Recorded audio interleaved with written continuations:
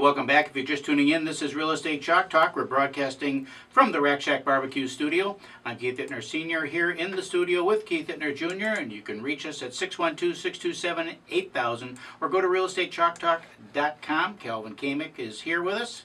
He's going to get on with some mortgage deals and what's going on in that world. If you want to call Kelvin directly, his number is 651-231-2500. Just finished up last segment with Mike Sadness with Wow One Day Painting. Glad to have him on the program. He's a good vendor. He's a good vendor, and we really appreciate the work that he does for us.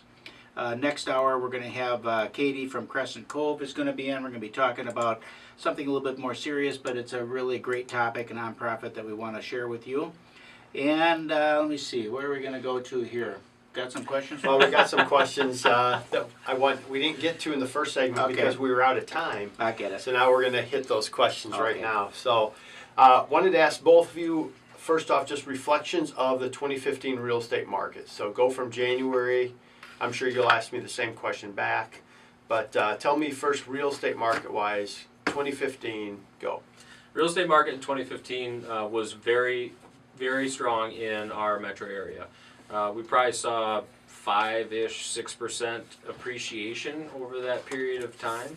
Actually, that's a little bit less than what the national average was for our country. I don't have the actual stats in front of me, but that's what I gather. It was great for our team. Our group did very well. Had a very good year with our team. Our core agents that are doing a bulk of the transactions and managing with us a lot of the lead activity. We're busy every day. And what does that mean? Like a good year is, how many transactions did your team close this last year? Because I don't think people really have perspective of what that, oh yeah, they probably sold 4 or 5 homes this year. This year we did over 200 transactions and over 50 million in volume.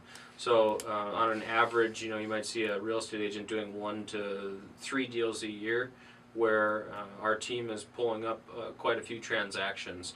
And we have our hands in most of those, either helping out in inspection processes, contract negotiations, problems with the files. So depending on where an agent is in their level of experience, we'll be helping them through those transactions, make sure that the client is served well, and that they can always know that their transaction is being handled by the best experience we feel in the market, frankly. Well, our team is structured differently than a lot of teams. A lot of teams are just about numbers, so they have a lot of members, a lot of people. Each individual member, does, some do none. Right. But it looks good for the picture on the website. It looks good on the website and whatnot. And if you've got 100 people on your team and everybody does 3 deals, which is a national average, all of a sudden you've got, that's a lot of transactions, 300 transactions. But what we like to do is have a smaller group of people. We want all of the people who are on our squad to be successful financially, and also in order to provide that good level of service to the customer, you need to have the ability to have done a lot of business. This is a business and industry that you learn how to negotiate by negotiating. If you don't do it but once a year, it gets pretty hard. Well, it's one of the things that it's easy for us to see on the financing side when we're working with other real estate agents outside of the Ittner Group. You know so quickly what their level of experience is, and you just kind of go, oh my gosh, do they not realize? And the reality is, no, they don't. They don't realize. No, they don't realize, because they're not doing transactions. The realtor, the real estate agent. The client too. I mean, you feel bad for the client because you're kind of going, oh man, did you think about this or this? And Well, it's even it's that, and then the other thing I find, especially with the inexperienced agents, is they get bogged down in minutia detail that is not relevant really to the bigger picture, and so you can get your client then gets all twisted up over this. Something that's not typical. Something that's not important to you, and it isn't going to impact their life one iota a week from now, and you've got a real estate agent making a big deal out of it, and it makes it difficult to just kind of get through. You wind up having to educate the other side. It was a fun year overall. I think it was a really fun year. We saw increases. We're having great conversations with sellers, which is very refreshing over the last boy, I'd say 3 to 4 years, we've been having better conversations as values have increased. During the market downturn, we got really good at delivering bad news.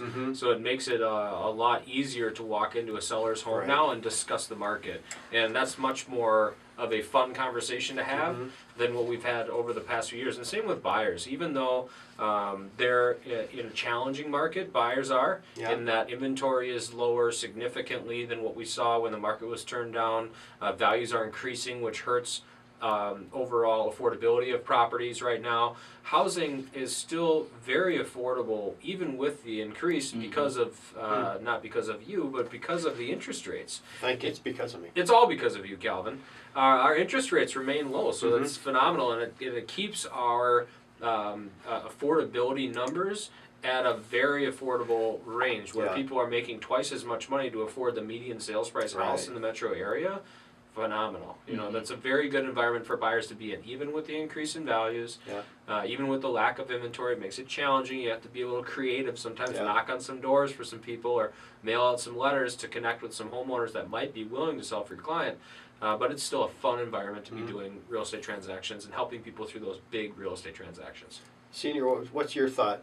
In 15, you're kind of the godfather of the team. And, well, I just look back and reflect. I look at the numbers because I'm a bean counter, so I love looking at the numbers and the metrics of where things are coming from, and that helps us prepare our marketing plan for the following 3 or 4 years of where it's going from. It's amazing to me how fast the pendulum has swung from when I first started in the industry, where I had a pager and nobody else did, and then we started getting faxes. That bat phone. We got exactly the big great bag, and then pretty soon we had flip phones, and then we had fax machines with curly paper that was photocopied, and now everything. The technology. The technology is amazing, and it's, instead of shuffling paper, you're shuffling PDF files. You're still shuffling. The number of pages in a purchase agreement has also exponentially increased. And people read less. And people read much less. Because there's so much more. Right. Yes. If you look at, just speaking of the paperwork real quick, if you look at a HUD contract, it's 2 pages. 2 pages. A HUD purchase contract is 2 pages long. And our real estate transaction is 8 pages for the PA, and then you have addendums upon addendums. A typical purchase agreement is between 13 and 15 pages, not including disclosures. And by the time you got your disclosures, and then if it's a townhouse or an unusual it's property, a townhouse, well and if it's septic, a short you could sale, have if it's a 25, 30 foreclosure, page purchase agreement. we have 65-page documents when we're looking at foreclosure transactions. It's very common. So, anyhow, 15 started out kind of mediocre, kind of sluggish. It was. But I was a little bit taken back. I look back to this time last year. I go on a fishing trip. Sorry to steamroll it, but I go on a fishing trip every year in January. And one of our mortgage guys that works on your company, AM1280, I go with him. And I just recall being in the truck with him and how the year turned out completely different than what I thought it was going to be. What did you think? I thought it was going to be a little bit lighter as we were in that first quarter of the year. It was definitely sluggish. But then it picked up, and it picked up quick, and pretty soon you're in July and you're like, holy cow. What just happened the last 4 months? You're hoping for the state fair just so things slow down for a week. And they never did. No. So first quarter finished out to be actually okay in terms of the previous year, but then, like he said, it really picked up and got really busy. We're busy already this time of the year. We have a lot of inquiries. We have a lot of property coming on the market. We wrote half of the 3 or 4 deals already this year in the first week. There is a lot that's going to go on. The first quarter of this year is going to go on, and it's going to be the first half of the year. I think is going to be really strong, and then we'll get into the tail end of the election cycle. When people's attentions get kind of pushed off a little bit, you can have some people just kind of hunkering down and waiting, I think, for the political rooms. No one's going to hunker down. Nobody cares. No one cares. You care. They do. Turn your TV off. So how about you, Kelvin, then? How did you feel about 2015? We've got about a minute left in the segment. Yeah, 2015 for us started, remember the beginning of the year, you guys were slow, but we were slammed. Right. Remember? We had a nice little refinance bubble that really carried us, and I was talking to the owner of our company, we were just kind of reflecting on 2015, and that really carried our year because that's unexpected business, right? So we kind of know that, hey, it might it was there, and it really set the stage on the P&L for the year. And then we got into our normal market. Refinances slowed down a little bit, but the purchase market came strong, and it was came quick. Yeah. Oh my gosh, it was a great year. I mean, we went over for the company. We're going to end at just under $1.4 billion in funded loans, and it's huge. It was a great year for our branch. So record numbers. Record numbers. So we just hope, we keep talking about let's go to 2 billion, 3, and we're kind of like, man, how you if gonna we do can that? just. Can we we stay where we're at? If we can just replace $1.5 billion in funded loans, we're all good. Yeah. Well, we're going to hit the last segment of the first hour here just after the break. This is your Real Estate Chalk Talk. Hey, speaking of which, give us a call, 612-627-8000. Visit realestatechalktalk.com. Check your home value today as we head into the spring market. Yes, the spring market, realestatechalktalk.com. We'll see you right back after the break. Get that